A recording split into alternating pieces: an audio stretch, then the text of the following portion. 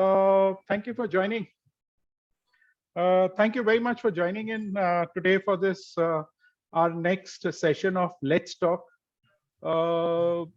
Today we have a a person who doesn't really need an introduction.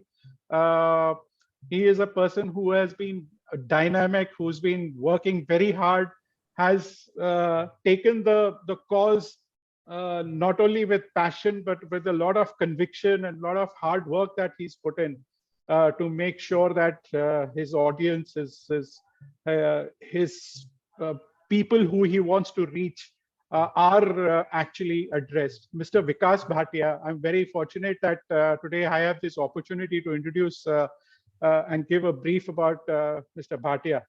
Vikas ji has been, he is from Jaipur. He is just like you and me, who started as, who is a businessman and has been living in a small family knitted business in Jaipur, dealing in saris. And but yes, life changed for him. I think with his first baby, I think it was in 1995 when his first baby was born, and he started noticing problems. And that probably was the turning point in his life where he started looking at things in a different way. And of course, down the line, as things unfolded for him, maybe not so, I would say, fortunate and not so very good for him personally. But that's what gave him the initiation. That's what gave him the push to start looking at inborn errors of metabolism and towards rare diseases. So I take this privilege to give a warm welcome to Vikas ji, who would be sharing his experiences, his way, how he came into this forum of rare disease, what all did he do, how did he manage to achieve, and what all is still, according to him, still pending, and still what he wants to do. He will be addressing in Hindi, and I will try and translate whatever possible. My Hindi is not so good, but I'll still try and do justice to what he says. So over to Vikas ji. Thank you, Vikas ji, for joining. सबसे पहले तो आप सबको मेरा नमस्कार। और मैं समीर जी, आपने जो मेरा ब्रीफ इंट्रोडक्शन दिया, मैं उतना लायक नहीं हूँ। मैं एक आम पेरेंट हूँ, एक आम व्यक्ति हूँ जो आप लोगों के कॉज के साथ में जुड़ा हुआ हूँ। मैं ओआरडी इंडिया का धन्यवाद करता हूँ कि उन्होंने मुझे आज ये मंच प्रोवाइड किया, और मुझे बताने में कोई हर्ज नहीं है कि आज का दिन, जब 2 हफ्ते पहले मिस्टर प्रसन्ना का मेरे पास मेल आया था कि आप 6 फरवरी से मार्च के किसी भी दिन, कोई भी संडे आप चुन लीजिए जब आप बोलना चाहते हैं, तो मैंने आज का दिन 13 फरवरी चुना। उसका सबसे बड़ा कारण था कि जो मेरे तीसरे बच्चे की जो डेथ एनिवर्सरी है वो आज के दिन ही हुई थी, और शायद यही समय था जब उसकी डेथ की खबर हमें मिली थी। तो मैंने यही दिन खास करके चुना कि शायद मैं अपने इमोशन और जो मेरा फाउंडेशन जो काम कर रहा है उसके लिए आपके सामने अपनी बात रख सकूं। और जो आपने विषय चुना है, लेट्स टॉक, मैं पिछले 3 सीरीज को अटेंड कर रहा हूं, बाकायदा अटेंड कर रहा हूं, और मुझे काफी खुशी है और बहुत ही संतोष है इस बात का कि जो दूसरे लोगों के मैंने व्यू सुने, उसने भी मुझे आगे बढ़ने के लिए प्रेरित किया। एक तरह से मेरी आई ओपन करी कि हम जो कर रहे हैं वो पूरा नहीं है, हमें दूसरों के साथ मिलकर अपने कॉज को पूरा करना है। तो मैं अपनी बात हिंदी में कहूंगा, और उसके बाद में मैं समीर जी से रिक्वेस्ट करूंगा कि उसे समराइज करें इंग्लिश के अंदर, जो हमारे और व्यूअर हैं जो हिंदी नहीं समझते हैं उनके लिए सरलता हो सके। जैसा कि समीर जी ने बताया कि मैं मर्ड इंडिया, जो कि बेसिक रूप से metabolic error and rare disease organization के लिए स्टैंड करता है, उसका फाउंडर हूं। अपनी ऑर्गेनाइजेशन के लिए कुछ भी कहने से पहले मैं आपको बताना चाहूंगा कि ये मेटाबॉलिक एरर क्या है, जिसे हम एक आम भाषा के अंदर इनबॉर्न एरर ऑफ मेटाबॉलिज्म बोलते हैं। तो मैं आपको बताना चाहूंगा कि इनबॉर्न एरर ऑफ मेटाबॉलिज्म वस्तुतः एक एंजाइम डेफिशिएंसी है, एक जेनेटिक डिसऑर्डर है जो फूड मेटाबोलाइज होता है उसको प्रभावित करता है। इसमें एंजाइम या तो डिफेक्टिव होता है या नॉट वर्किंग होता है, या आप इसे हिंदी भाषा में कहें या तो लुप्त होता है या सुप्त होता है, जिससे फूड एनर्जी में कन्वर्ट नहीं हो पाता है। मैं, अगर कोई पेरेंट मेरी बात सुन पा रहा है तो बहुत सरल अर्थ में बता रहा हूँ कि हम जो भी कुछ खाते हैं उसमें 3 तरह की चीजें होती हैं। कार्ब्स होते हैं, प्रोटीन होता है और फैट होते हैं। लीवर जब जब वो स्टमक तक पहुंचते हैं तो लीवर के एंजाइम अपना काम करना चालू करते हैं। प्रोटीन को वो बॉडी मसल्स के लिए, फैट को प्रिजर्व के लिए और कार्बोहाइड्रेट को डायरेक्ट एनर्जी के लिए कन्वर्ट करते हैं। तो ये तीनों ही चीजें एटलीस्ट एटीपी बनाती हैं और कन्वर्ट होती हैं एनर्जी के अंदर। तो जब पर्टिकुलर एंजाइम मिस होता है या नॉट वर्किंग होता है या डिफेक्टिव होता है तो मेडिकल प्रॉब्लम्स चालू होती हैं। तो इस भाषा को बोलते हैं इनबॉर्न एरर ऑफ मेटाबॉलिज्म।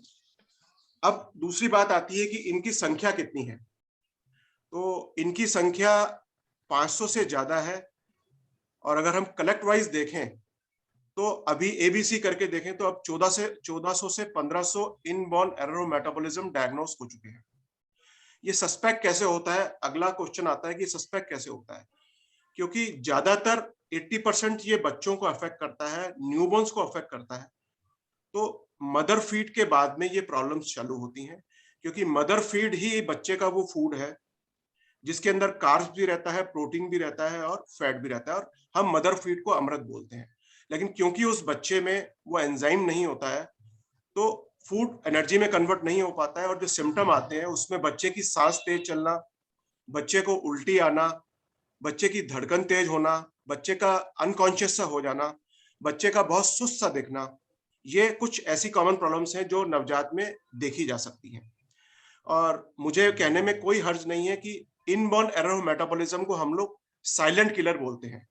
इसका सबसे बड़ा कारण है, हम इसे साइलेंट किलर इसलिए बोलते हैं कि जब बच्चा माँ के पेट में होता है, अनबॉर्न होता है, तो मदर का मेटाबॉलिज्म एक्टिव होता है। उस समय मदर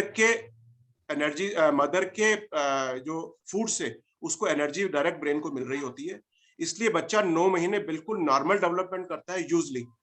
लेकिन जब वो माँ के पेट से बाहर आता है तो पहले 2 दिन या 3 दिन मदर के फीड के एक्सपोज के बाद में इस तरह की प्रॉब्लम चालू होती है।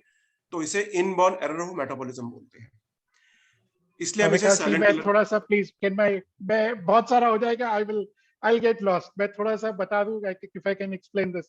So Vikas ji was telling us that firstly he was today is a very he had an opportunity to discuss with Prasanna ji as to when he would like to do the presentation, and he chose today because it's his third child's death anniversary, and it's very significant for him because that was a turning point for him to start MERD India, which is organization for parent support and rare diseases for inborn errors of metabolism.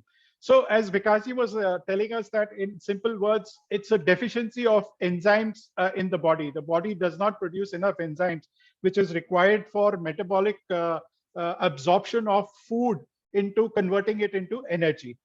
So as he said that there are three inputs that a body requires, which is in the form of carbohydrates, proteins, and fats, which is then converted through these enzymes in the body to energy. But because these enzymes are either not present or are not functioning properly, the food that we intake, the food that the person takes inside is not converted into energy.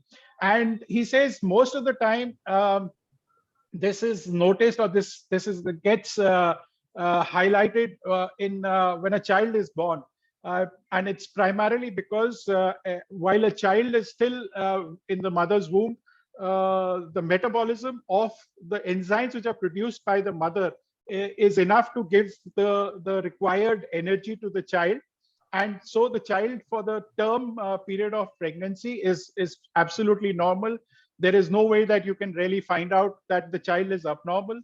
But as the child is delivered and takes the first feed from the mother, which has all the three nutritions required, which is carbohydrates, proteins, and fat, that's the trigger point for the child when they start noticing that there is something which is going wrong. And the first indications could be where the child starts having heavy breathing, vomiting, not being very sluggish, slow in his appearances, and that's why most of the time it is called as a silent killer, as it is defined for a metabolic disorders, which is then identified and then tried to work upon. Over to you, Vikasi. धन्यवाद समीर जी। अब इसमें आता है कि इसका diagnose कैसे होता है। तो फर्स्ट ऑफ ऑल जो हमारे ग्रुप का जो कैंपेन है, हमारे सपोर्ट ग्रुप का न्यूबॉर्न स्क्रीनिंग, इसका जो डायग्नोस है उसका सबसे पहला साइन हम लोग कह सकते हैं कि न्यूबॉर्न स्क्रीनिंग है। तो न्यूबॉर्न स्क्रीनिंग क्या होती है? न्यूबॉर्न स्क्रीनिंग को हम दो तरीके से फाइंड करते हैं। पहला जो विजिबल, जब बच्चा बॉर्न होता है तो विजिबल तरीके से उसको स्क्रीन किया जाता है, वो बिना इंस्ट्रूमेंट के होता है। एक नर्स, एक गायनी या एक साधारण जो चाइल्ड केयर है वो भी उसको विजिबल कर सकता है। और जिसके लिए हम लोग कैंपेन करते हैं हिडन डिसऑर्डर्स के लिए न्यूबॉर्न स्क्रीनिंग, वो न्यूबॉर्न स्क्रीनिंग जो एक हेल्थ केयर सिस्टम में एज ए प्रोग्राम होनी चाहिए। कई हॉस्पिटल्स और कई चाइल्ड केयर सेंटर में वो न्यूबॉर्न स्क्रीनिंग अनिवार्य है, जिसमें नवजात की कुछ रेयर लेकिन ट्रीटेबल डिसऑर्डर्स के लिए उन्हें स्क्रीन किया जाता है। फॉर एग्जांपल कुछ इनबॉर्न एरर ऑफ मेटाबॉलिज्म जो ट्रीटेबल है, for example critical congenital heart disease, hearing loss, और कुछ हीमोग्लोबिन पैथीज होती हैं, और कुछ हार्मोन डिसऑर्डर होते हैं जैसे कंजेनिटल हाइपोथायरायडिज्म, उसके लिए उन्हें स्क्रीन किया जाता है। अगर समय से स्क्रीन कर लिया जाए, बच्चे को पिक किया जाए, तो इन बच्चों को हम नॉर्मल जिंदगी दे सकते हैं।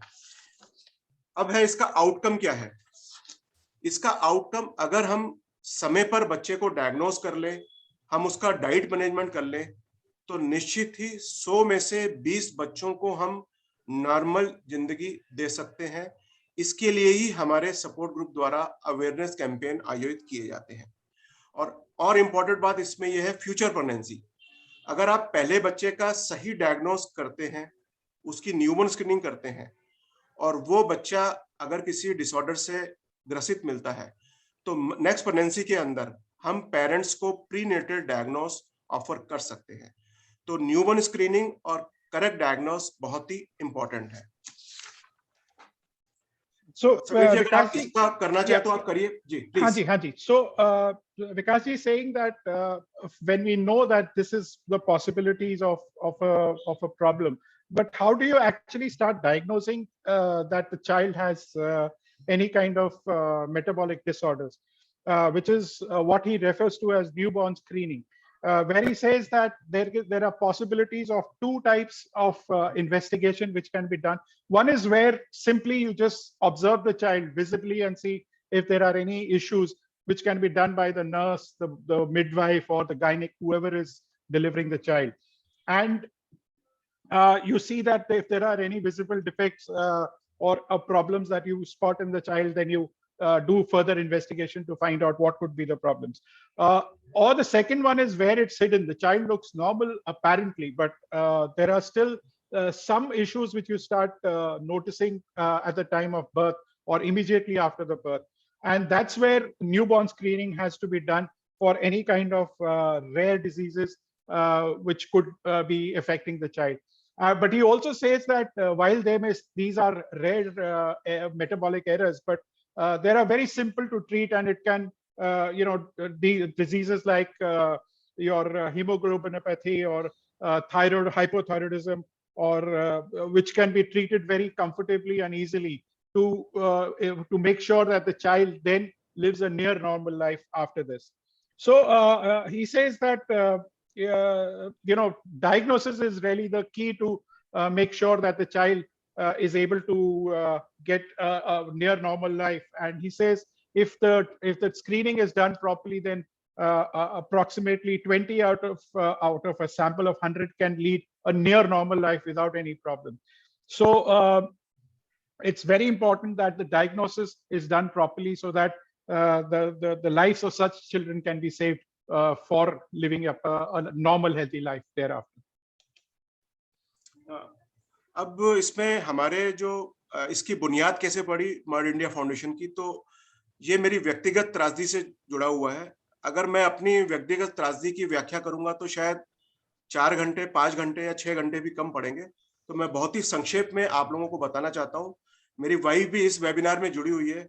हम लोग खुद उन 3 बच्चों के माता पिता हैं जो कि मेटाबॉलिक एरर से ग्रसित थे और बहुत ही शीघ्र मृत्यु को प्राप्त हुए।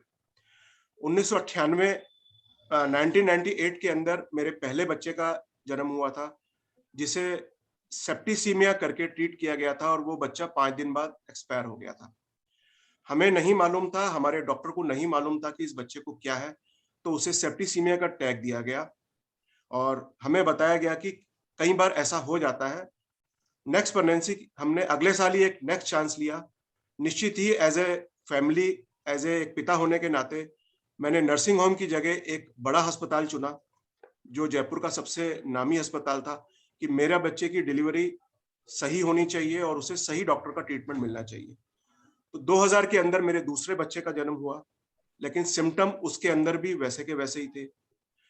मैं उस डॉक्टर का धन्यवाद दूंगा कि उसने शायद कहीं मेटाबॉलिक डिसऑर्डर को सस्पेक्ट किया और उसने हमें दिल्ली के एक बहुत बड़े अस्पताल के अंदर रेफर किया और उसने ये हमें बताया कि शायद ये बच्चा भी नहीं बच सकता है, लेकिन इसको क्या डिजीज है, इसका क्या डायग्नोस है, उसके लिए आपको इसे बाहर ले जाना पड़ेगा।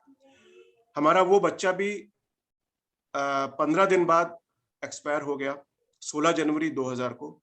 शायद वो मेरे परिवार के ऊपर सबसे बड़ा वज्रपात था, जब हमें ये नहीं समझ में आ रहा था कि इन बच्चों को क्या हो रहा है। तो 2000 से 2005 तक, मैं आपको बहुत संक्षेप में बताना चाहता हूँ कि 2000 से 2005 तक, क्योंकि उस समय कंप्यूटर बहुत ज्यादा नहीं था और मैं जानता भी नहीं था, तो मैंने बेंगलोर के एक डॉक्टर के कहने के बाद एक फाइल बनाई उन दोनों बच्चों के जो भी टेस्ट थे। तो मैं आपको बता सकता हूं कि हिंदुस्तान का कोई ऐसा सेंटर, चाहे वो दिल्ली हो, वो बेंगलोर हो, वो मुंबई हो, वो कोचीन हो, वो पांडिचेरी हो, मैंने एक भी ऐसा सेंटर नहीं छोड़ा जहां पर मैं ये पूछने जाता था कि मेरे बच्चों को क्या है और क्या अगर मैं अगला चांस लूं तो मेरे बच्चे स्वस्थ आ सकते हैं। तो मैं 5 साल अपनी उस फाइल को लेकर मैं बता सकता हूं कि 150 से ज्यादा हॉस्पिटल्स के अंदर मैं गया। तो एज ए पेशेंट या एज ए पेरेंट आज भी वो डॉक्टर्स मेरा चेहरा अच्छे से याद रखते हैं। मुझे अच्छी तरह याद है, कोचीन के एक डॉक्टर जिनका मैं नाम आपको बता रहा हूँ, डॉक्टर पीके राजीव, उन्होंने व्याग्रा मेडिसिन से एक बच्चे का बीमारी ठीक करी थी और आउटलुक पत्रिका में उनका इंटरव्यू आया था। उस इंटरव्यू को पढ़कर मैं उनको कोचीन दिखाने गया अपनी फाइल को। आप विश्वास नहीं करेंगे कि मुझे इंग्लिश नहीं आती थी और उन्हें हिंदी नहीं आती थी, लेकिन हम दोनों एक दूसरे की बातों को बहुत अच्छे से समझ रहे थे। 2005 से 2009 तक कंप्यूटर का युग आया। मैंने भी अपना कंप्यूटर में सर्चिंग चालू करी, तो मुझे कुछ ना कुछ मेटाबॉलिक एरर के बारे में पता लगने लगा, समझ आने लगा और ये समझ में आने लगा कि ये जरूर 400 या 500 डिजीज हैं, लेकिन कुछ डिजीज के अंदर हम बच्चों को नॉर्मल जिंदगी दे सकते हैं। लेकिन सबसे बड़ा सवाल मेरा पर्सनल था कि क्या हम एक और चांस लें या नहीं लें। तो 2009 के अंदर हमने एक और चांस लिया और जयपुर से बाहर उसकी डिलीवरी कराई, लेकिन हम लोग अभाग्यशाली थे कि वो बच्चा भी रिपीट हुआ। मैं आपको बता सकता हूं कि उसका डायग्नोस हमने लंदन ऑक्सफोर्ड से कराया। हम हमेशा भाग्यशाली हो सकते थे, लेकिन अभाग्यशाली रहे। वो बच्चा भी 2.5 महीने बाद एक्सपायर हो गया। लेकिन तब तक मैं मेटाबॉलिक एरर के बारे में, न्यूबॉर्न स्क्रीनिंग के बारे में इतना पढ़ और समझ चुका था कि मुझे ये लगा कि 500 डिजीज में से हम निश्चित ही 50 डिजीज के अंदर बच्चों को नॉर्मल जिंदगी दे सकते हैं, उन्हें सेव कर सकते हैं। और जिन बच्चों को नॉर्मल जिंदगी नहीं दे सकते, अगर उनका सही डायग्नोस रहे तो निश्चित ही नेक्स्ट प्रेगनेंसी के अंदर प्रीनेटल डायग्नोस ऑफर कर सकते हैं। तो मेरे इस पेरेंट सपोर्ट की ग्रुप आज ही के दिन मेरे तीसरे बच्चे के एक्सपायर होने के बाद में पड़ी। 17 फरवरी को बेंगलोर के एक और पेरेंट के साथ मिलकर मैंने MERD India parent support group बनाया, उसकी वेबसाइट डेवलप करी और हमारे जो ग्रुप का एम है वो पेरेंट्स को informative support, inborn error of metabolism की अवेयरनेस के लिए काम, और सबसे बड़ी बात यह है कि ट्रीटमेंट अवेलेबिलिटी के लिए हम लोग कैंपेन करते हैं। तो जो हमारी कार्यशैली है उसमें मैं आपको बता चुका हूं कि पेरेंट्स को मोरल और informative support, awareness, advocacy, parents की कीप होप अलाइव, उनको अपडेट प्रोवाइड करते हैं हम लोग, उनको रिसर्च बताते हैं, उनको जो नए नए क्लिनिकल ट्रायल्स हो रहे होते हैं उनके बारे में जानकारी देते हैं।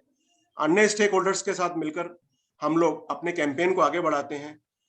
हम लोग मीडिया तक अपनी बात पहुंचाते हैं। मैं रोज अपनी मीडिया तक बात नहीं पहुंचाता हूं, लेकिन जब 28 फरवरी या 21 नवंबर या न्यूबॉर्न स्क्रीनिंग मंथ आता है तक मीडिया तक भी हम अपनी बात पहुंचाते हैं।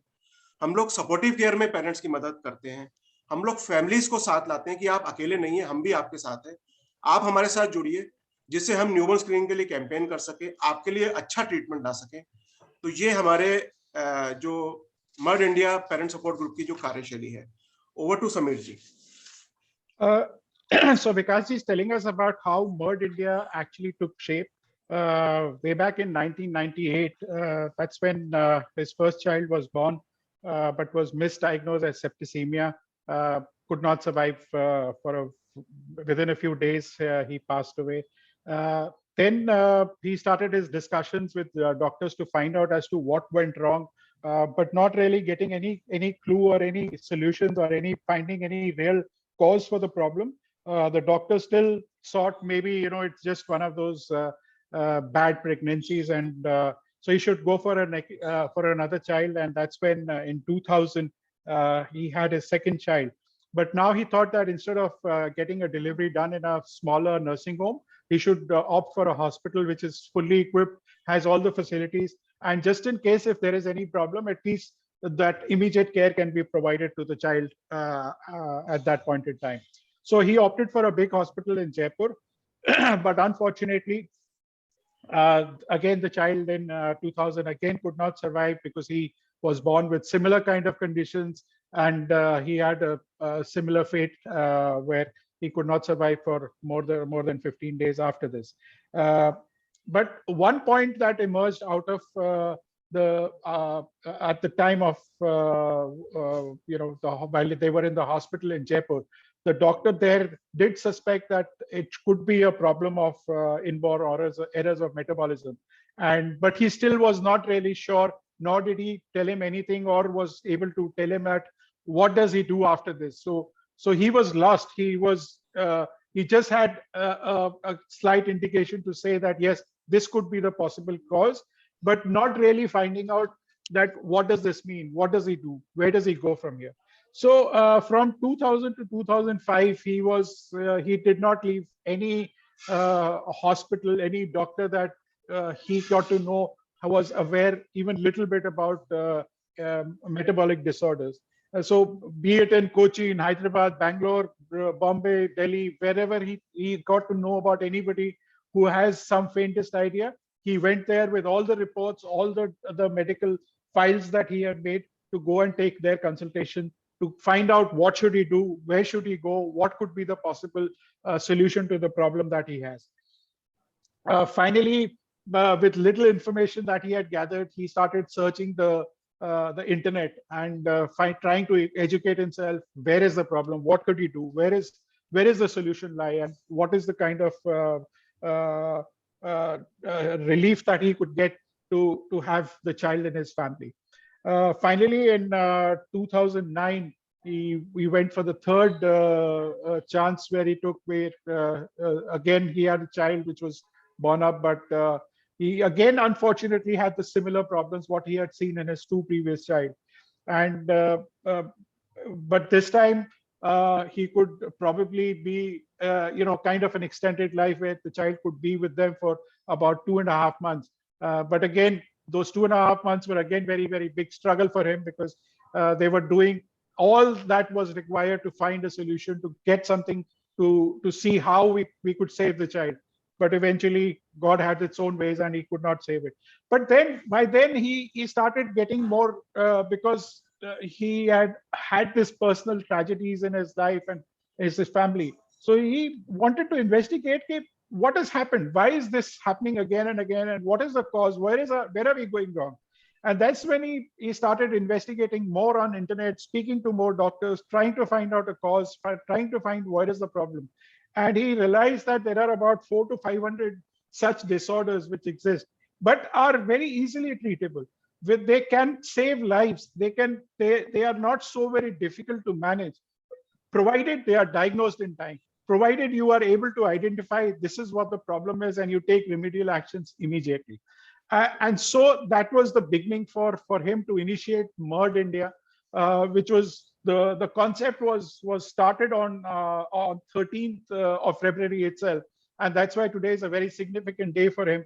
And he took an help from another parent in Bangalore, who supported him to set up the website, and they together set up the website and said, we will start working on Merd India, which will save lives, which would make a difference in people to have children who are as good as normal. So they set up an agenda for themselves where they said, we will give information to parents who have such kind of children.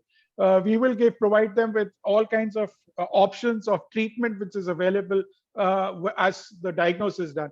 They campaign to include include newborn screening in all the hospitals in all across the country, and that's what they were doing as advocacy, as parent support, and creating more awareness for newborn screening.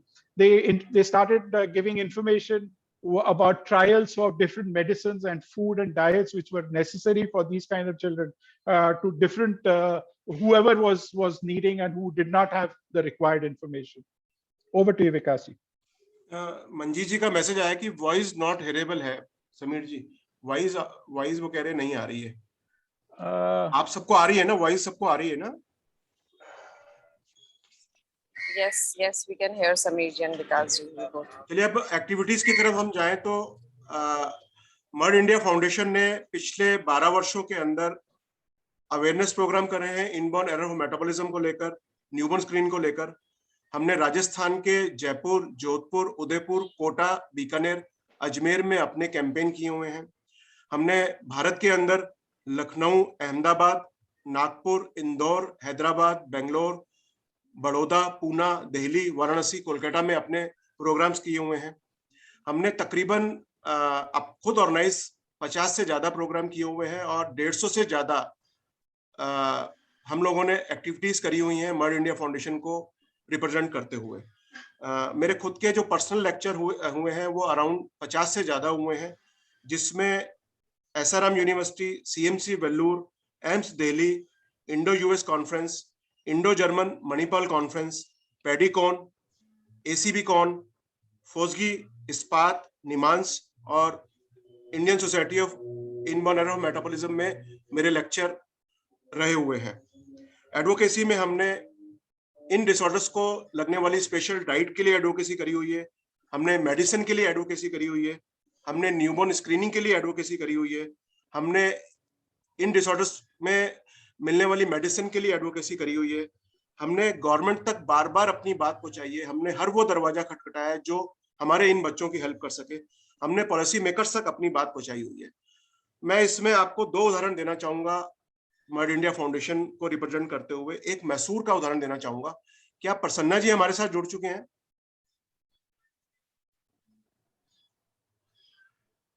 चलिए, 2015 के अंदर प्रसन्ना जी और मैं खुद मैसूर के अंदर एक policy maker से मिलने पहुंचे थे और उन्होंने हमें सुबह 11 बजे का समय दिया था और रात को 10:30 बजे हमसे बात करी.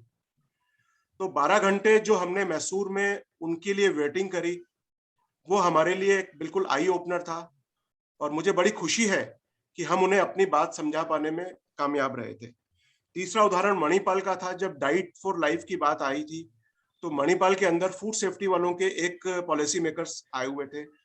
तो जब मुझे मालूम चला कि वो नेक्स्ट दिन मणिपाल में है, मैंगलोर के पास मणिपाल में, तो मैं अगले दिन सुबह की फ्लाइट लेकर और दोपहर में मणिपाल उनसे मिलने पहुंच गया कि मेरे बच्चों को ये वाली डाइट चाहिए, ये डाइट उनके लिए लाइफ है. तो ये 2 उदाहरण हैं जो हमारी एडवोकेसी को प्रूव करते हैं कि हमें जहां जो भी रास्ता मिला हम लोग उस तरफ चल दिए, अपने पेरेंट्स के लिए, अपने कॉज के लिए. Over to Sameer ji for activities please. So Vikas ji was just telling us about his activities in Merd India, where they, for the last 12 years, they've been doing campaigning at, doing their programs. They've covered all the major cities of Rajasthan, be it Jaipur, Jaisalmer, all major cities have already been covered where they've done their own programs. Besides which, they, on a national basis, they have done 50 programs independently. Represented Merd India or inborn errors of metabolism in about 150 programs and meetings all across the country again. Lectures at major seminars and symposiums that have held, including medical symposiums where a lot of doctors were present, and were informed and awareness was created for them. So his advocacy basically is related to advocacy for diet, which is a very essential part of these children or these individuals who are diagnosed with inborn errors of metabolism. For medicines, a lot of them require special medicines, and how does the medicine reach to these people? Newborn screening, that's again a very important part, because that's one of the most important tools for diagnosis. For government, they knocked all the doors possible at all government offices, be it at the state level or at the central level. With the policymakers, they have had discussions and meetings with the policymakers to include metabolic errors to be diagnosed through the newborn screening programs. He was giving examples of two distinct I would say meetings that he's had way back in 2015 in Mysore with Prasanna ji, where he had to wait for 12 hours. But in spite of having waited there for such a long time, they made sure that they will meet the person, convey the message, and get take away whatever they want from the meeting up with them. And a similar thing happened at Manipal, where they were again campaigning for a program called Diet for Life, where they made sure that the diet which is required for these kind of individuals diagnosed, diet becomes a very essential part, and diet is available for them individually. अब मैं आ रहा हूँ कुछ वाक्य जिन्होंने मुझे सबक सिखाया या मुझे लेसन दिया। 2013 में हमने न्यूबॉर्न स्क्रीनिंग का एक प्रोजेक्ट गवर्नमेंट ऑफिशियल को दिया था। तो पूरी बात सुनने के बाद में उसने सिर्फ 1 मिनट के अंदर हमें ये बोला कि मुझे इसमें से कुछ भी समझ में नहीं आया। तो वो एक बहुत बड़ा लेसन था कि हमें अपने प्रोजेक्ट को और अच्छे से तैयार करना है। 2015 के अंदर न्यूबॉर्न स्क्रीनिंग प्रोजेक्ट जो मेरे द्वारा तैयार किया गया था, उसका अहम योगदान था और वो लागू हुआ, लेकिन मुझे बड़ी ही पीड़ा हुई कि मुझे उसमें रिकॉग्नाइज तक नहीं किया गया। एक और वाक्य ऐसा है जो एक पेरेंट का जो जवाब था, उस पेरेंट ने अपने एक बच्चे के लिए मुझसे इंफॉर्मेशन ली थी। उसकी अगली प्रेगनेंसी के लिए हमने प्रीनेटल डायग्नोस करवाया था और वो पूरा 9 महीने मेरे साथ टच में रहा था। उसके बाद में और उसका बच्चा बिल्कुल स्वस्थ आया था। उसके 2 महीने बाद मैंने एक मीटिंग के लिए उसे जब फोन किया तो उसने बोला कि विकास जी, मैं आपका फोन ब्लॉक पे डाल रहा हूँ, मैं बिल्कुल स्वार्थी हूँ, मेरा बच्चा ठीक आ गया, अब आप कृपया मुझे आइंदा फोन मत करिएगा। तो ये भी एक मुझे लेसन दिया उसने कि मुझे सिर्फ मेरा काम करना है, इमोशंस के साथ में बहुत ज्यादा किसी के साथ में नहीं जुड़ना है। और एक कॉन्फ्रेंस के अंदर जहां मैं इनवाइटेड था, वहां जब चेयरपर्सन को ये पता लगा कि मैं नॉन मेडिको हूं, तो वो मुझे देखकर थोड़ा असहज हो गया और मेरी 20 मिनट को स्पीच में उसने कहा कि इसे आप बहुत जल्दी खत्म करिए, आप मेडिकल के वाले नहीं हैं। तो उसने भी मुझे बहुत अंदर से पीड़ा पहुंचाई कि एक नॉन मेडिको, और मुझे बड़ी खुशी है कि उसके बाद में मेरे लेक्चर को उस कॉन्फ्रेंस में सेकंड बेस्ट लेक्चर का खिताब मिला था।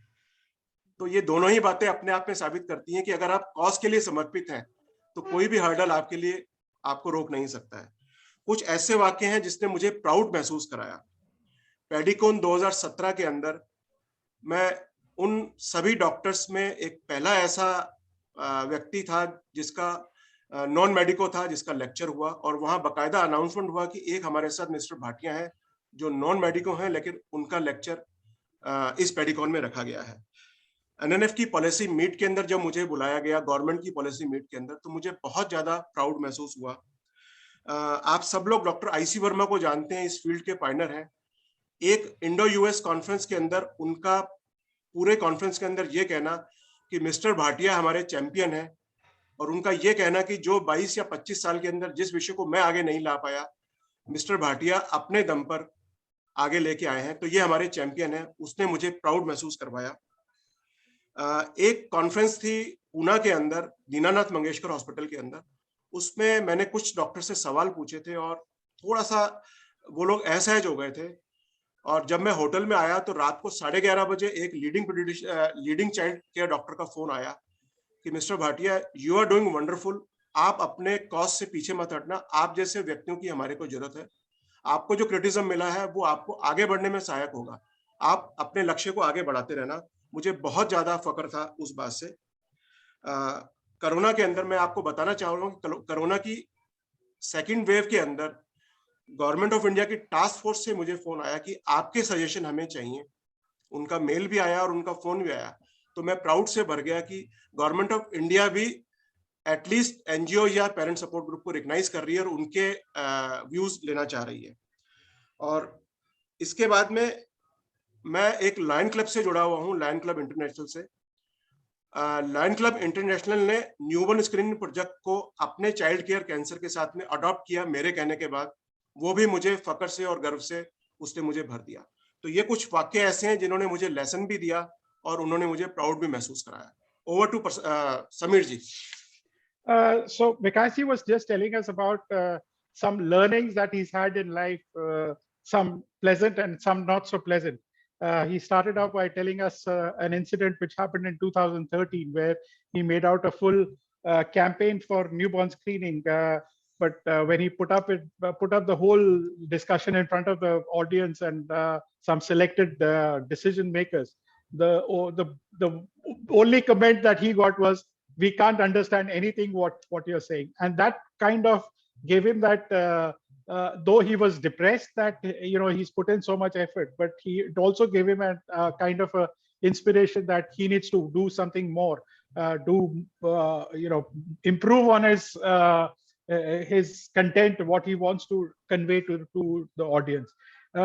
He was again at a medical conference where he was delivering his lectures, and one again, I would say, an incident which kind of brought him down at that point was that where he was delivering, he was the only non-medico to be giving a lecture. And when the clinicians and the medical fraternity got to know that he's a non-medico, they tried to expedite and say that, okay, you try and finish your discussion as fast as your presentation as fast as possible. But eventually in that same conference, he was just as the second best lecturer and it was acknowledged by everybody to say that what he said had a lot of meaning and was a very good way to deliver the message which he wanted to do. But just as he had these initially, I would say, knee-jerk reactions, he's also had some very good experiences when he was at one of the Pedicon conferences, where again he was given the opportunity amongst all the doctor community to make a presentation.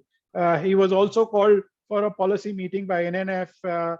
He had a special remark being put up at the Indo-US conference by Dr. I.C. Verma, where he said, Mr. Bhatia is our champion because he has carried forward this cause for newborn screening in the last 20-25 years to such an extent where even we have not been able to reach. He also has had a conference which he attended in Pune, where the doctors were not very happy with a non-medico again presenting over there. But eventually he got a call from one of the doctors, the participating doctors, to say that don't worry about what comments you're getting. You should in fact take this as a feedback from them and continue with your campaign, continue with your program, because you're doing a wonderful job which nobody else is doing. During the COVID, in the recent COVID period, he even got a call from the government to give their suggestions, which makes him feel very proud that NGOs like MERD are being recognized and acknowledged, where the government is even keeping a watch and are willing to take suggestions from them. He is also a very active and very active participant at the Lion Club in Jaipur, where besides the cancer program, they have adopted the newborn screening program also to be a part of their agenda to promote and participate in this program all across the country. अब मैं अपने समीर जी, अगर समय की कुछ सीमा हो तो मैं इसे जल्दी से करूं या अपने हिसाब से करूं? मेरे ख्याल if you can do it in another 5-7 minutes, it should be good. तो मैं ऐसा करता हूं कि मैं पूरी बात अपनी बोलता हूं, आप उसको फिर समराइज कर दीजिएगा। ठीक है ना? तो अगर मैं अपने अचीवमेंट्स की हम अपने बात करें तो हमने 100 से ज्यादा बच्चों को पिछले 12 वर्षों में बचाया है। हमने 200 से अधिक कैंपेन किए हैं। हमने डाइट फॉर लाइफ प्रोग्राम को लॉन्च करवाया है। हमने कई हॉस्पिटल्स में न्यूबॉर्न स्क्रीनिंग को अनिवार्य करवाया है।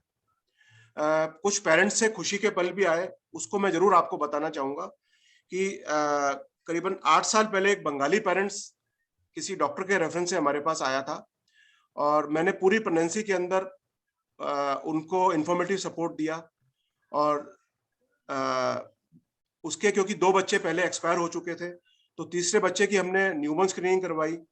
वो बच्चा बिल्कुल नॉर्मल था। उस बंगाली पेरेंट्स को बिल्कुल हिंदी नहीं आती थी और मुझे बिल्कुल बंगाली नहीं आती थी, लेकिन जब उसका बच्चा सही आया तो वो अपने बच्चे को लेकर जब मेरे पास आया और उसने मेरे पांव छुए तो मेरी आंखों से आंसू थे। वो मेरे लिए सबसे बड़ा खुशी का पल था।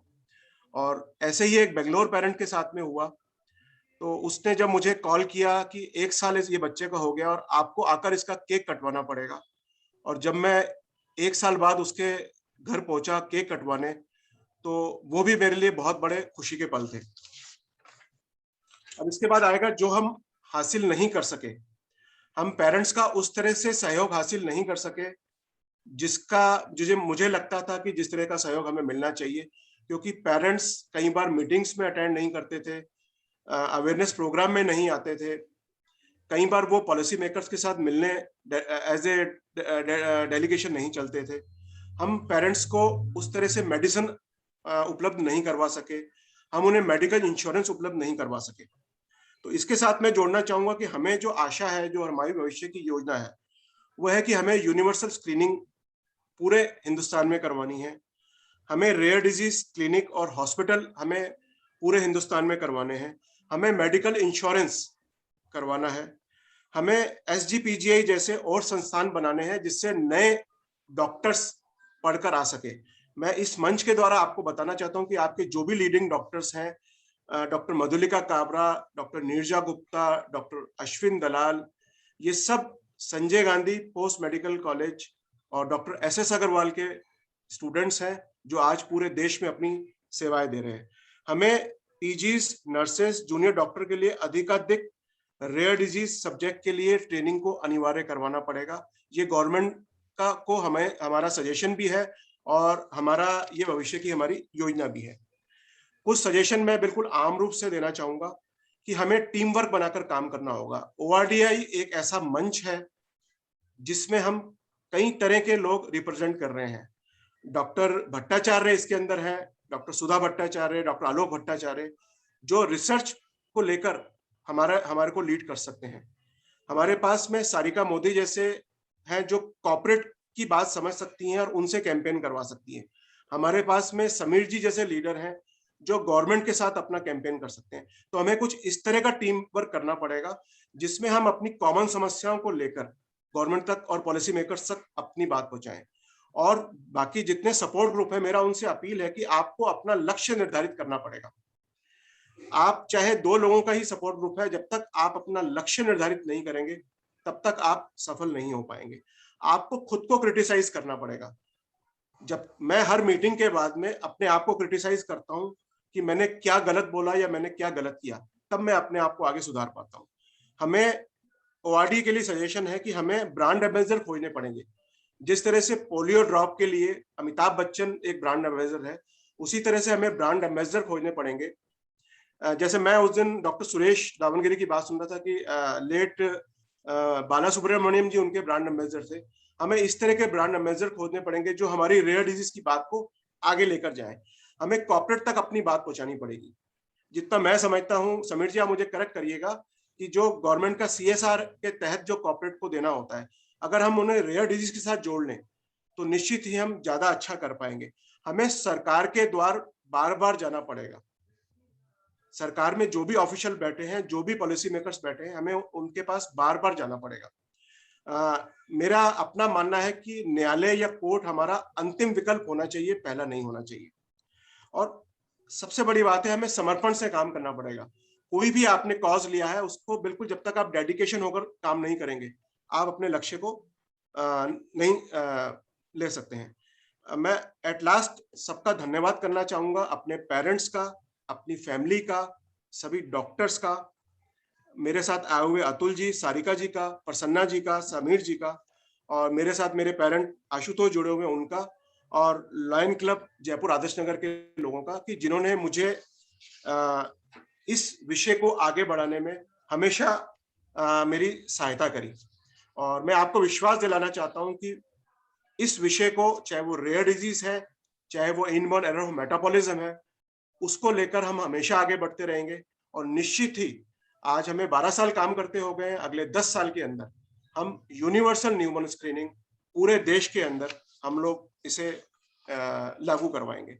तो मैं एक कविता के रूप में अपनी बात को खत्म करूंगा। जैसा मैं आपको बता चुका हूं कि 13 फरवरी आज मेरे तीसरे बच्चे की डेथ एनिवर्सरी है, जिसके बाद मैं खड़ा हुआ, मैं मतलब हम, मेरे वाइफ और मैं, हम खड़े हुए और हमने इस पेरेंट सपोर्ट ग्रुप को आगे बढ़ाया। तो मैं अपने तीनों बच्चों को समर्पित करते हुए सिर्फ 4 लाइनें कहना चाहूंगा कि अपने ख्वाबों को अब चुप कराए बैठा हूं, लेकिन तेरे अक्स को फिर भी छिपाए बैठा हूं। तेरा चेहरा अब भी शामो सहर मेरे जहन में चला आता है, कभी दर्द देकर तो कभी बेदर्द सा चला जाता है। आप सब लोग जानते हैं कि लोग कहते हैं कि बच्चे माँ बाप का नाम रोशन करते हैं। तो मैं अपने बच्चों को ये कहना चाहूंगा कि हम माँ बाप तुम्हारा नाम रोशन कर रहे हैं, और भगवान से आशा करता हूं कि अगले जन्म में जब भी हमें माता पिता बनाए तो मेरे तीनों बच्चे मुझे वापस चाहिए, लेकिन बिल्कुल स्वस्थ चाहिए। बहुत बहुत धन्यवाद। Over to Sameer ji. Thank you, Ji. So Vikas ji was talking about some of the achievements that MERD India has accomplished during these periods, where they have saved lives through proper diagnosis for more than 100 children, have worked with different hospitals to create that kind of awareness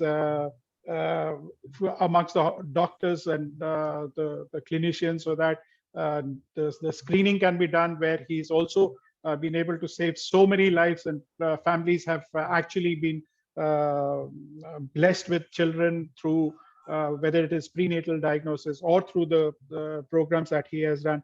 So what he's working towards is making newborn screening mandatory in different states, which I think one of the states is Rajasthan, where they have been able to achieve this. Plus, they're also working out in different places and different states to make sure that newborn screening becomes mandatory for and he also narrated one of the incidences where a parent who was blessed with a child, and he was totally indebted towards Vikasji, towards what he had done for him, and he came with the child to him, and he touched his feet, and Vikasji got really emotional seeing that happening, where he said, this is what we wanted to do and this is what we have achieved. But yes, while they have achieved certain milestones, they are still feeling that some of the things are not being able to achieve what they have wanted to do. And amongst them, he said where support from the parents has not been what he had expected it to be it attending meeting, conferences, going together for discussions, or making representations to government organizations. That is where he needed the maximum support from parents, but he feels that they have not come forth in the way he had expected it to be. And also he feels that the medical insurance has been one point where they have still not achieved much, but would like to do that. For the future, what he's looking at is that universal newborn screening should become mandatory all across the country. There should be specialized rare disease hospitals in every state in the country. Medical insurance should be available to patients with rare disease. In education, he feels it's a very important point. What he's raised is about education. That education for postgraduate, for graduation levels in the MBBS, rare disease should have significant importance and significance in the course curriculum.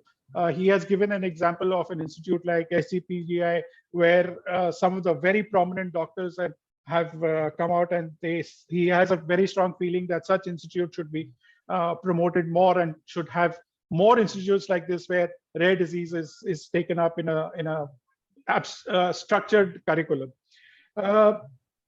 A few messages, take-home messages. What he's wanting to convey is that teamwork under the umbrella of ORDA is very important. We all need to work together. so that we have a lot of common objectives, and we need to make sure that we achieve those objectives in a collective manner. He also talks about and says that individually, every organization, however big or small they may be, but they should identify and have specific goals set up for them so that they know what they are working from and how do they achieve that. He also is a self-critic where he evaluates whatever he has said, whatever he has done, and he says it's very important because that's what gives you, tells you about your weaknesses or what, how improvement you need to do in your own self and work on your weaknesses.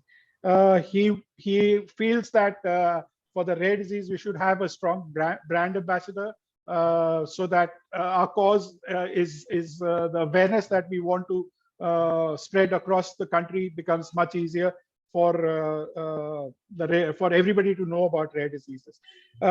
He also talked about that we need to reach to the corporates, and we have very supportive people like Sarika ji, who has a good presence in the corporate world to give us that introduction, what we need through the CSR funding.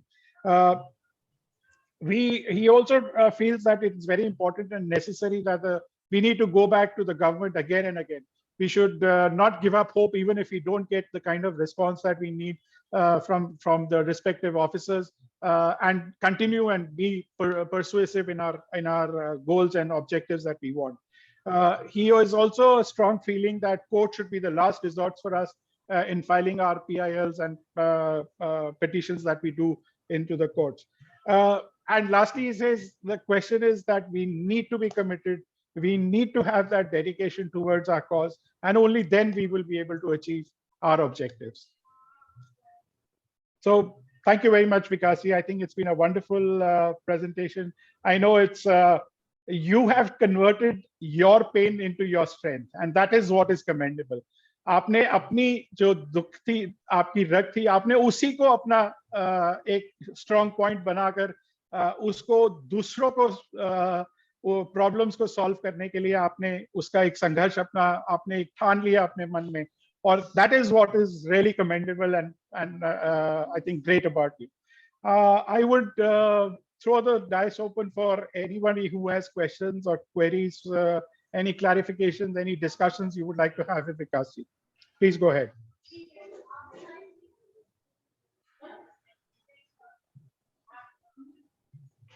इसमें एक question है कि diabetes 1 जो है वो inborn error of metabolism है कि नहीं है। तो मैं परनामी जी को बताना चाहूंगा कि डायबिटीज 1 मेटाबॉलिक एरर नहीं है। जितना मैं जानता हूं डॉक्टर्स अच्छे से बता सकते हैं, और मैं उनको ये भरोसा दिलाता हूं कि डायबिटीज 1 जो है वो बहुत अच्छे से ट्रीटेबल है। आपका बच्चा बहुत अच्छी जिंदगी जी सकता है, नॉर्मल जिंदगी जी सकता है, शादी कर सकता है, बच्चे हो सकते हैं नॉर्मल। तो बिल्कुल बेफिक्र रहिए, डायबिटिक 1 अगर कंट्रोल में रहेगी तो निश्चित ही बिल्कुल नॉर्मल जिंदगी बच्चे को मिल सकती है।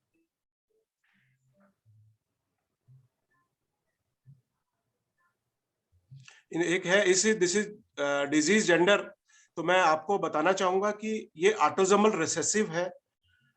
ऑटोसोमल रिसेसिव का मतलब है कि चाहे ज्यादातर डिजीज, वैसे कुछ डिजीज एक्स लिंकेड भी होती हैं, लेकिन ज्यादातर जो डिजीज हैं इनबॉर्न एरर ऑफ मेटाबॉलिज्म वो चाहे बच्चा हो और चाहे बच्ची हो, इफ मेल और फीमेल दोनों को अफेक्ट करती हैं। इसीलिए हम लोग बोलते हैं कि मदर फादर कैरियर होते हैं। मैं अपनी इस छोटी सी ऑडियंस को बताना चाहूंगा कि इनबॉर्न एरर ऑफ मेटाबॉलिज्म क्योंकि जेनेटिक डिसऑर्डर है, इसमें मदर और फादर एक डिफेक्टिव जीन के या एक नॉट वर्किंग जीन के कैरियर होते हैं, और 25% चांस रहता है बच्चे के अफेक्टेड होने का। इसको आप और सिंप्लीफाई करेंगे तो आपकी जेब में 4 ताश के पत्ते हैं, 3 इक्के हैं और 1 जोकर है। ज्यादा चांस हमेशा इक्का निकलने का रहेगा, लेकिन 1 जोकर आपकी जेब में पड़ा है। हो सकता है आप जब भी पीसें तो जोकर निकले, बार बार निकले, जैसे 3 दफा हमारे जोकर निकला इक्का निकलने की बजाय। तो ये ऑटोसोमल रिसेसिव है। ज्यादातर डिजीज जिसमें चाहे बच्चा हो और चाहे बच्ची हो अफेक्टेड हो सकते हैं, तो जेंडर स्पेसिफिक नहीं है। कोई डिजीज एक्स लिंकेड है, जैसे माइटोकॉन्ड्रियल की कोई डिजीज है जो एक्स लिंकेड होती हैं, जो जिसमें सिर्फ मदर कैरियर होती है क्योंकि वो मदर के एक्स से संबंधित होता है। और एक और इम्पॉर्टेंट बात इसमें यह है कि मुझे डॉक्टर सुधा भट्टाचार्य या डॉक्टर आलोक भट्टाचार्य करेक्ट करे, कि हम ह्यूमन है और ह्यूमन बॉडी के अंदर 19 से 20,000 जीन होते हैं। तो उसमें ये बहुत ही नॉर्मल सी बात है कि 9 से 10 जीन हमारे नॉट वर्किंग या डिफेक्टिव या फ्लूटी जीन रहें। तो जब वो नॉट वर्किंग जीन या डिफेक्टिव जीन से मिलते हैं तब ये प्रॉब्लम्स आती हैं। तो ये बहुत नॉर्मल प्रोसेस है। पिछली प्रेगनेंसी को ये बिल्कुल मालूम नहीं है कि अगली में क्या होगा और अगली को ये बिल्कुल मालूम नहीं है कि पिछली में क्या होगा। तो ये बहुत ही नेचुरल प्रोसेस है, ये कंप्लीटली बाय नेचर है। इसमें मैं समीर जी ये बात भी इसमें साथ में जोड़ना चाहूंगा कि जो ये हमें सोशल सिग्मा मिलता है या जो सोशल कमेंट मिलते हैं कि मदर के दूध में खराबी है या हमारे खून में खराबी है, ये ऐसा बिल्कुल नहीं है। ये बिल्कुल नेचुरल प्रोसेस है और ये एक तरह से भगवान की देन है कि जो जीन हम लेके आए हैं वो अपने माता पिता से लेके आए हैं। हम जो भी कैरी कर रहे हैं वो अपनी पुश्तों से कर रहे हैं। इसीलिए हम लोग कहते हैं कि एक पुश्त में या एक गोत्र में शादी नहीं करनी चाहिए। उसका बड़ा कारण यही है कि जीन पूल एक साथ नहीं मिल जाए। तो हमारे रेयर डिजीज के अंदर जेनेटिक काउंसलर की बहुत बड़ी इंपॉर्टेंट भूमिका है, जिससे जो आप समझते हैं कि आधा ज्ञान बहुत ही ज्यादा खतरनाक होता है और जो सोसाइटी की तरफ से जो कमेंट्स आते हैं वो आधा ज्ञान ही है जो एक्चुअल में हमें हर्ट करता है बहुत ज्यादा। तो इस तरह का नहीं होना चाहिए। जेनेटिक काउंसलर की बहुत इंपॉर्टेंट भूमिका है। Kritida, would you like to say something?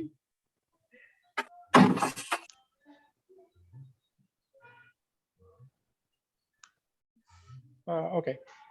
विकास जी, एक तो क्वेश्चन मेरे को जो दिमाग में आते हैं, आपका पहली चीज आपने एक जो पॉइंट बोला वो कि मेडिकल इंश्योरेंस हमारे को अवेलेबल नहीं है।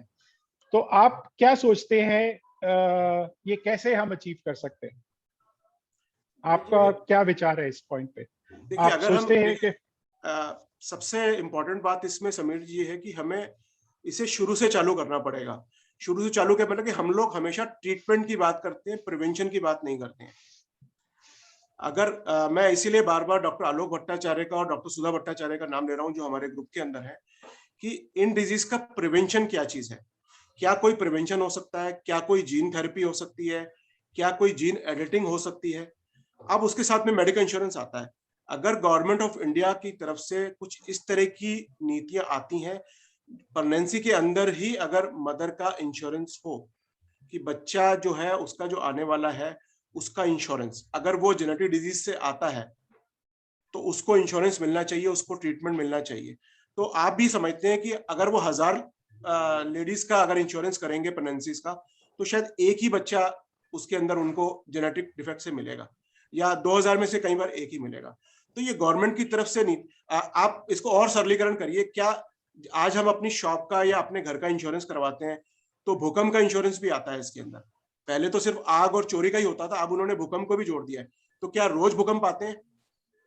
कभी सालों में एक दफा या कभी 20 साल में या कभी 10 साल में एक दफा कोई भूकंप आता है। तो ये जेनेटिक डिजीज भी एक तरह से भूकंप है, जब वो आप कवर कर सकते हैं मेडिकल इंश्योरेंस के अंदर। आज भूकंप को भी डाल सकते हैं, तो जेनेटिक डिजीज को क्यों नहीं डाल सकते? तो मैं उसी चीज को रिपीट कर रहा हूँ कि हमें बार बार गवर्नमेंट के पास में पहुंचना पड़ेगा, ऑफिसर्स के पास में, पॉलिसी मेकर्स के पास में, कि इसे एटलीस्ट आप प्रिवेंशन से शुरू से चालू करिए आप इसे, तो हम लोग निश्चित ही सक्सेस हो सकते हैं। तो आपका कहने का मतलब है कि इसका मैं इसमें दो चीजें सामने जो मेरी आती है। मेडिकल इंश्योरेंस एक वो होता है कि जब आप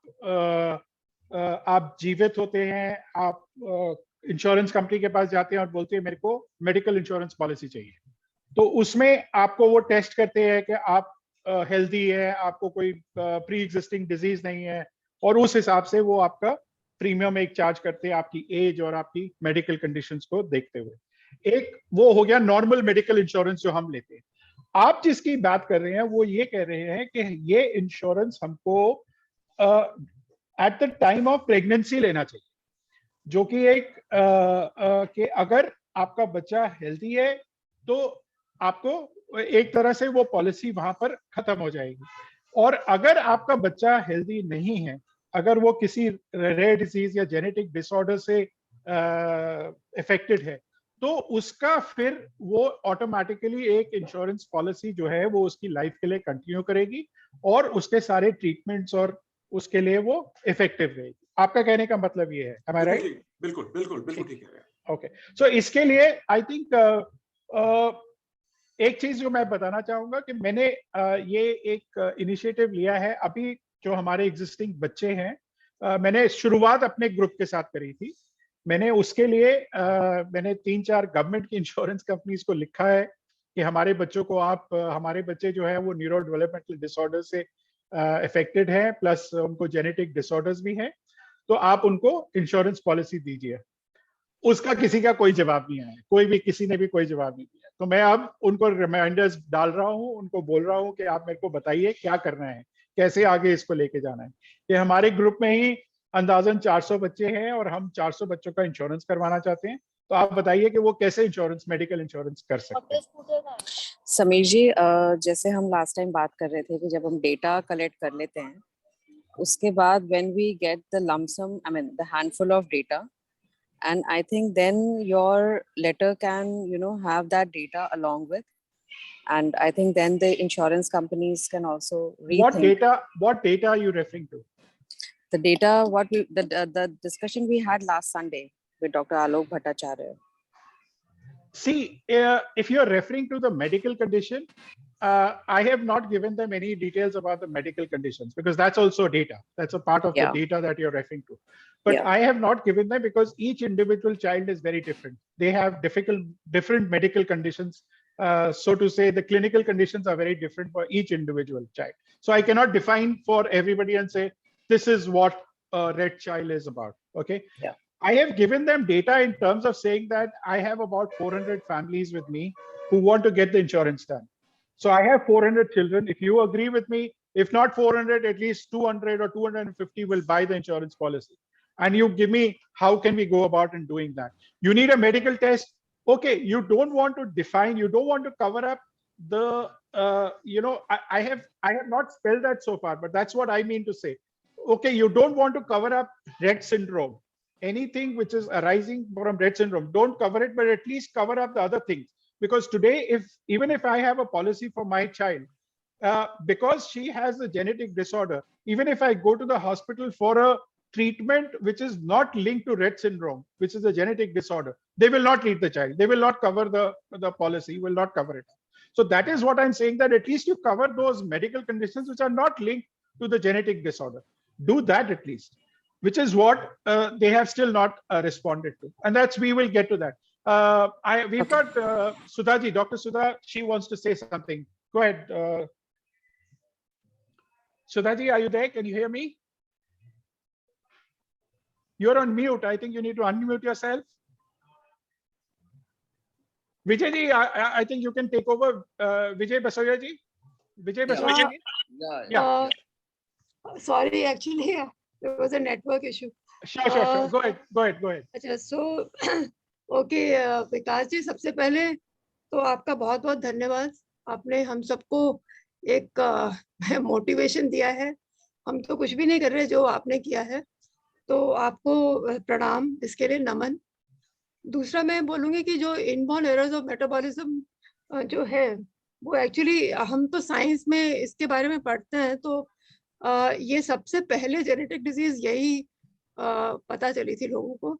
तो ये 100 साल पहले हमें पता था कि ऐसा है, पर तब भी आप जो बता रहे हैं, तो हमारे देश में अभी भी इसकी जानकारी इतनी कम है, ये भी बहुत शर्म की बात है। मैं मानती हूँ जो आप बोल रहे हैं कि मेडिकल उसमें एजुकेशन में ये बहुत आना चाहिए, खासकर इनबॉर्न एरर्स जो हमें 100 साल से पता है जिसके बारे में।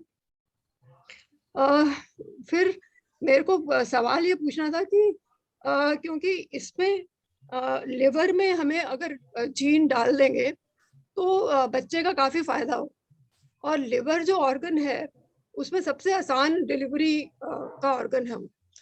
तो जो भी अभी जीन डिलीवरी के टेक्नोलॉजी आ रहे हैं, AAV बेस्ड वगैरह, लिवर में वो सबसे अच्छे जाते हैं।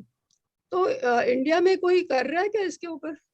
जी, मैं आपको बताना चाहूंगा डॉक्टर सुधा जी की हमारे ही ग्रुप के अंदर करीबन 8 बच्चों के लीवर ट्रांसप्लांट हो चुके हैं, और उसमें 6 बच्चे नॉर्मल हैं बिल्कुल, और अभी 2 बच्चे जो है उनके लीवर ट्रांसप्लांट होने वाले हैं।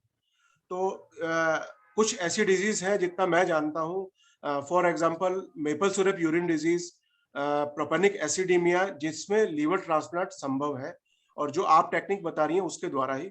उसके बाद में जरूर वो इम्यूनो कॉम्प्रोमाइज हो जाते हैं, लेकिन फिर भी नॉर्मल जिंदगी जी सकते हैं। तो कुछ बच्चों के मैं पिछले 5 साल से देख रहा हूँ, करीबन 8 बच्चों के लिवर ट्रांसप्लांट हो चुके हैं, और 2 बच्चे जितना मेरी अभी जानकारी में अगले 2 या 3 महीने में उनके लिवर ट्रांसप्लांट भी हो जाएंगे। लेकिन कुछ डिजीज ऐसी हैं, यूरोसाइकिल डिसऑर्डर है, या मेपल सिरप यूरिन डिजीज है, या ऑर्गेनिक एसिडीमिया है, कुछ डिसऑर्डर्स को लेकर उसमें नहीं, लिवर ट्रांसप्लांट जो है वो आखिरी स्टेज है। जब काफी एडवांस हो जाती है बीमारी, तब लिवर ट्रांसप्लांट के अलावा कोई चारा नहीं है। पर जो जीन डिलीवरी है वो तो शुरू में ही हो सकता है। जैसे ही पता चला कि बच्चा जैसे कुछ महीने का भी है और हमें पता है कि इसमें ये डिफेक्ट है, तो क्योंकि आप जैसे कह रहे हैं कि इनबॉर्न न्यूबॉर्न स्क्रीनिंग होगा, तो उसमें पता चल जाएगा कौन सी जीन डिफेक्टिव है। तो फिर जिनके लिए पॉसिबल है, जिनके लिए संभव है, उसके लिए तो वो जीन को लिवर में डिलीवर कर सकते हैं, अगर हमारे देश में ऐसा कोई कर रहा है। मैं बिल्कुल, आप बिल्कुल वाजिब कह रही है। शायद ये सब अभी रिसर्च के अंदर है, और इसके लिए शायद डॉक्टर सीमा कपूर या डॉक्टर मधुलिका काबरा ज्यादा अच्छे से आंसर दे सकती हैं, क्योंकि वो रोज इस तरह के बच्चों को हैंडल करते हैं। अगर वो आंसर दें तो वो बहुत ज्यादा अच्छा रहेगा। वो तो है। नहीं, ठीक है, हम लोग तो ट्रीटमेंट के लिए काम कर ही रहे हैं, तो इसके बारे में थोड़ा पढ़ूंगी, देखूंगी कि क्या है। जी, और जी। हमारे देश में अगर कोई कर रहा है तो उसको हम लोग किस तरीके से प्रमोट कर सकते हैं, जिससे कि बच्चों को वो नौबत ही नहीं आएगी कि लिवर ट्रांसप्लांट तक पहुंचे। एकदम उनको ठीक पहले है। ही वो जीन मिल जाएगी। जी, जी, जी, जी। विजय जी, आप कुछ बोलना चाहते हैं? विजय बसोतिया जी। Yeah. Just I wanted to thank Vikas ji for inviting me to join this webinar. और विकास जी की एफर्ट्स को बहुत बहुत प्रणाम। बहुत लंबी कहानी है, इसलिए अगेन मैं बताने अपने पास समय की सीमा है। आई जस्ट से कि अनबिलीवेबल काम कर रहे हैं, और इनकी जितनी भी प्रशंसा की जाए उतनी कम है। और डॉक्टर्स अभी ये कह रहे थे कि डॉक्टर्स का, तो ये डॉक्टर सीतारमन है, यहाँ के बहुत बड़े डॉक्टर है जयपुर के। और मुझे विकास जी से उन्हीं ने मिलवाया था। मैंने उनको अपने ग्रैंड डॉटर की कई चीजें बताई। उन्होंने कहा एक ही आदमी आपकी मदद कर सकता है, वो है विकास भाटिया। और उन्होंने उनके फोन दिए। आई वॉज थिंकिंग वही सब कि डॉक्टर होंगे, वो होंगे। लेकिन उसके बाद आज मुझे बड़ी खुशी हो रही है कहते हुए कि my grand daughter is absolutely right, and it is only his efforts which has made. जिसके साथ गुजरती है, जो उसको एक्सपीरियंस करता है, वही जान सकते हैं कि how important Vikas Bhatia ji and his MERD जो उनका काम कर रहे हैं उसके साथ। That's all I wanted to add. Well, thank you, Vikas. Vijay ji, आप बिल्कुल ठीक कह रहे हैं। He has expressed it himself, and I know it, but I've known Vikas ji for last about 12-13 years now. मैंने खुद देखा है इनको, इनका जो पैशन है, इनका जो डेडिकेशन, कमिटमेंट है इस कॉज के लिए। हमारी मीटिंग्स हुई है, बैंगलोर में हुई है, दिल्ली में हुई है, बॉम्बे में, कहीं पर भी हम लोग मीटिंग से एक बार ही हम विकास जी को फोन करके बोल दे, विकास जी आपने आना है, बिल्कुल मैं पहुंच जाऊंगा, आप डेट बताइए मेरे। He is so very committed towards a cause, and he does not miss out an opportunity to support anybody. कोई भी इनसे किसी भी विषय में आकर कोई भी किसी भी टाइम पे कोई मदद मांगता है तो ये कभी भी पीछे नहीं हटते हैं, which is really commendable and really appreciable about Vikas ji. Any other questions, any other queries that anybody has? Sir, Swami this side, before closing the session, I just please. need some 2-3 minutes. Yeah. I mean, okay. Good afternoon, everybody, all participants, speaker, everybody. Mr. Prasanna is deeply stuck, that is one. And the second thing is very, very, very thank you very much. Thank you very much, sir, because sir, you have expressed all your personal से लेकर professional तक और अब जो काम कर रहे हैं वहां लेकर बहुत अच्छा आपने एक्सप्लेन किया है. I met you first time in Race for Seven Pune. You had come there. And again for the next event, Race for Seven, which was in Bangalore on 23rd February 2020. Remember the date. There also you had come. So मैं सोचने लगा ये सब तो हम जहाँ पे भी जाके रेस for seven करते हैं आते ही है. I was really wondering your commitment level toward this cause in the community. That is how we happen to meet. Now, you have expressed some 2-3 things as a takeaway for ORDA. So I just wanted to talk on that. One is the brand ambassador for this community. हम तो कोशिश कर रहा है. At the same time, I definitely need all the parent groups help and support in finding one suitable person for this. Second thing is you talked on the awareness at the corporate levels or whatever. I have personally seen and went and delivered presentations on rare disorders in many of the corporates. Wherever I have gone, soon after I complete my presentation, at least 2 to 3 patient references I got.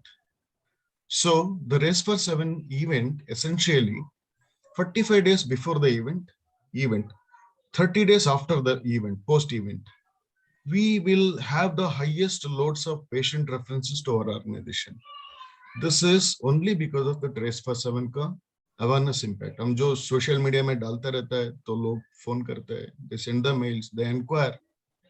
Day before yesterday, I had a presentation, virtual presentation to T Connectivity, which is a German company. Soon after my presentation, I got 2 patient references who are the employees of the organization. Like this. So when it comes to awareness, it is not one Race for Seven or one social media post or one PR, no, 360-degree approach. Like I told you, pre-event, event, post-event. Everything is awareness. Even a small portion of social media is awareness. So I request all the members of the community kindly register for Race for Seven for patients and parents, caregivers. The registration is free of cost. They don't have to pay anything. That will not take you to any of the gateways. Please educate your group members. In the registration portal Race for Seven, there is one link. Click here. If you are the patient or parent, click here. Just click on that. In the software, what we have made is patients who have registered with ORDA, they have taken their mobile number. The moment they key in that mobile number, enter all the details, will take the registration. But ऐसा कई बार ऐसा होता है कि गलत number डाल देते हैं कि you refer somebody who was not registered with ORDA. Such cases, kindly send a mail to me that these are the members, their t-shirt says this, and their address is this. I will take care of it and I will ensure that I will dispatch the collateral, t-shirt, medal, whatever it is. So I just wanted to tell this, the registrations are going to get closed in 1 week. For patients, parents and caregivers, the registration is absolutely free because after all, we are doing this awareness campaign for this community. Okay, so this is the other one. And Vikas ji, abhi bola ki today is his third kid's death anniversary. On this day, on this podium, I request all the participants to go for 1 minute of silence. जो गुजरे हुए आत्मा को शांति मांगते हैं भगवान से. So I'll just say, start from there, 1 minute of silence from all of us. Sure. Start.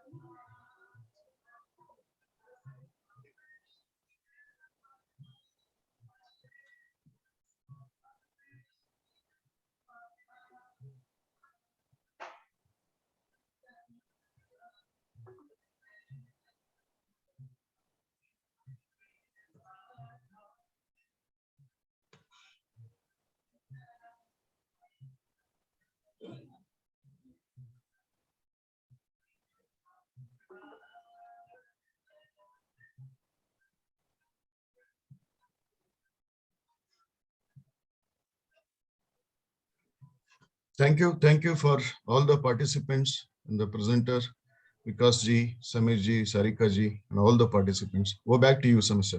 Thank you. Well, thank you very much, Swami, for that information and for guiding us well to observe this minute of silence for the departed soul. Well, I would just like to end on a thank you note for Vikasi. I think it's been a wonderful session. Thank you, Vikasi. आपने जो कुछ भी share किया, it's an inspiration for all of us. How we can convert our weaknesses into our strength, and that's a clear, good example what you have given and set for all of us, which we need to emulate. We need to. हमको आपसे ये सीख, सबसे बड़ी सीख जो हमको मिलती है कि हमको अपनी कमजोरी को कैसे अपनी ताकत बनानी है, और वही आपने जो करके दिखाया हमको. और I think it's a wonderful example.